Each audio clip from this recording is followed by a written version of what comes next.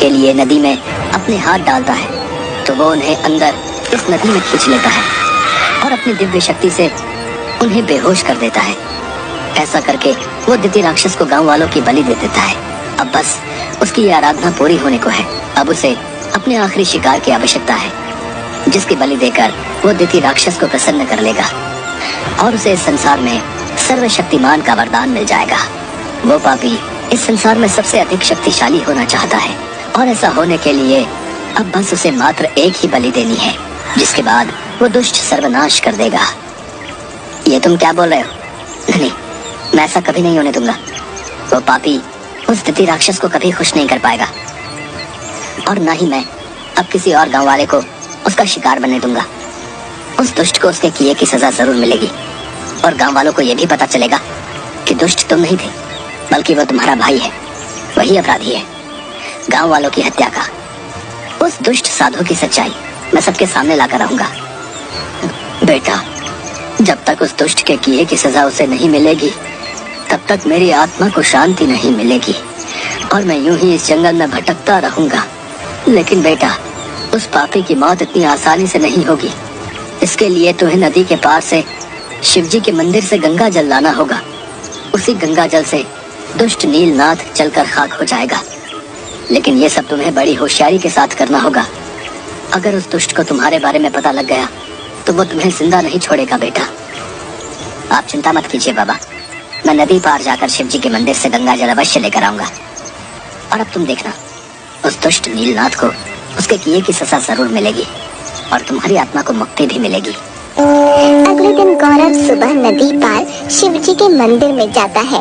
वो देखता है एक बहुत ही सुंदर शिवजी का मंदिर है, जहाँ एक पुजारी बैठा था। पुजारी जी, मैं मायावी नदी के उस पार से आया हूँ।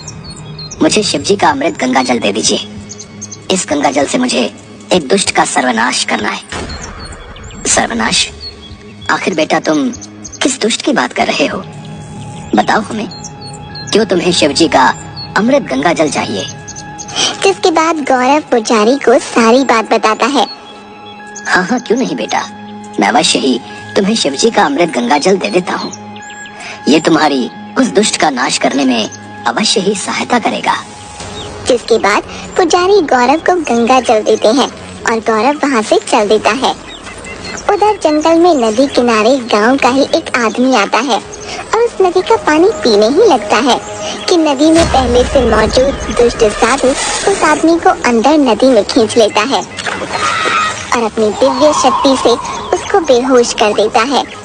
जंगल में एक स्थान पर राक्षस की मूर्ति के आगे, जहाँ वो नीलनाथ राक्षस की पूजा किया करता था, उस आदमी के शरीर को राक्षस के सामने लेटा देता है। देखो देखो, मेरे परमात्मा द्वितीय देव, आज मैं तुम्हारे लिए अंतिम बलि लेकर आया हूँ। इससे तुम जरूर खुश हो जाओगे और मुझे इस संसार में सबसे अधिक शक्तिशाली होने का वरदान दे दोगे। अब मुझे शक्तिशाली होने से कोई नहीं रोक सकता। हाँ। तभी वो दुष्ट नीलनाथ एक बड़ी सी तलवार से उस आदमी का सर काटने ही वाला होता है कि तभी वहाँ गांव वाले लाठी डंडों के साथ आ जाते हैं। रुक जाओ दुष्ट, आज हम तुम्हें जिंदा नहीं छोड़ेंगे। हाँ, तुम ही हो गांव वालों की मौत के हत्यारे। रुक जाओ, आज हम तुम्हें जिंदा नहीं छोड़ेंगे। हाँ। उन्हें आता देख वो दुष्ट पाखंडी रुक जाता है और तलवार उसके हाथ से नीचे गिर जाती है और गांव वाले उस दुष्ट को पकड़ लेते हैं। लेकिन दुष्ट पाखंडी देखते ही देखते गांव वालों के बीच से गायब हो जाता है और जोर जोर से हंसने लगता है। तुम मुझे कभी नहीं पकड़ पाओगे गांव वालों, ये तुमने अच्छा नहीं किया। आज मैं आखिरी बलि के साथ साथ अपने परमात्मा द्वितीय को तुम सबकी भी बलि दूंगा। हाँ, मैं तुम सबको मार डालूंगा। तुमने मेरी आराधना को भंग करने की कोशिश की, मैं तुम्हें मार डालूंगा। उसकी ये सब बातें सुनकर गांव वाले बहुत डर जाते हैं। तभी वो दुष्ट नीलनाथ फिर से दिखाई देता है कि तभी वहाँ गौरव गंगा जल लेकर आता है। दुष्ट नीलनाथ पापी, अब तुझे अपने किए की सजा जरूर मिलेगी। ये देख, अब तो जलकर खाक हो जाएगा, अब नहीं बच पाएगा। जितने भी तूने पाप किए हैं उसकी सजा अब तुझे जरूर मिलेगी। गौरव गंगा जल उस दुष्ट पाखंडी के ऊपर फेंक देता है। नहीं नहीं, ये तुमने क्या किया लड़के? मेरी इतने वर्षों की तपस्या को मिट्टी में मिला दिया। नहीं नहीं, ये तूने अच्छा नहीं किया। और देखते ही देखते वो पापी जलकर भस्म हो जाता है। गांव वाले बड़ी हैरानी से ये दृश्य देख रहे होते हैं और सब अच्छे से समझ जाते हैं। तुम्हारा बहुत बहुत धन्यवाद गौरव बेटा। अगर कल रात तुम हमें यहाँ आने के लिए ना कहते तो हम इस दुष्ट पाखंडी की सच्चाई कभी नहीं जान पाते। हम हमेशा से यही समझते रहे कि ये नदी ही मायावी है जो गांव वालों की मौत का कारण है, लेकिन तुमने यहाँ आकर हमारी आंखों पर पड़ा इतना बड़ा पर्दा हटा दिया बेटा। अगर तुम ना होते तो आज भी वो पापी किसी न किसी की बलि दे रहा होता। सच में तुम बहुत ही बहादुर हो। तुम हमारे लिए इस गांव में एक फरिश्ता बनकर आए हो बेटा। अरे ये तो मेरा कर्तव्य था, आप लोग मेरा धन्यवाद मत कीजिए।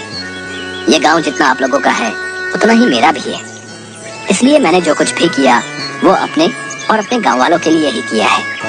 ये बात सुनकर सभी गांव वाले बहुत खुश होते हैं और गौरव को अपने गले से लगा लेते हैं। तभी गौरव को वो बूढ़ा साधु नजर आता है। तुम्हारा बहुत बहुत धन्यवाद बेटा। अब मेरी आत्मा को शांति मिल गई है। उस दुष्ट नीलनाथ को उसके किए की सजा मिल चुकी है। अब मैं यहाँ से जा रहा हूँ बेटा।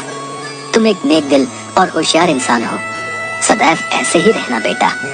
जिसके बाद वो बूढ़े साधु की आत्मा वहाँ से हमेशा हमेशा के लिए चली जाती है और सभी गांव वाले बिना डर के फिर से खुशी खुशी रहने लगते हैं।